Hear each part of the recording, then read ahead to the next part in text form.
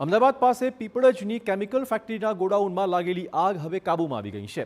Fire બ્રિગેડની ટીમે ભારે જહેમત બાદ આગ પર મેળવ્યો છે કાબૂ। સદનસીબે દુર્ઘટનામાં કોઈ જાનહાનિ થઈ નથી। હર્ષ એન્ટરપ્રાઇઝ નામની ફેક્ટરીમાં આગનો બનાવ બન્યો હતો। ગોડાઉનમાં લાગેલ આગ મામલે પોલીસનું પણ આવ્યું છે નિવેદન। તપાસ બાદ ગુનાહિત બેદરકારી જણાશે તો ચોક્કસ કાર્યવાહી પણ તંત્ર દ્વારા કરવામાં આવશે। બનાવ બન્યો છે અત્યારે આગનો જે ઘટના છે એમાં પહેલાં તો અમે આવીને એ જ જાણ્યું છે કે આમાં કોઈ જાનહાનિ છે કે નહીં, કેમ કે અત્યાર સુધી જે લકીલી અમને જે માહિતી મળી છે એ મુજબ કોઈ જાનહાનિ નથી, જે એક સારી બાબત છે।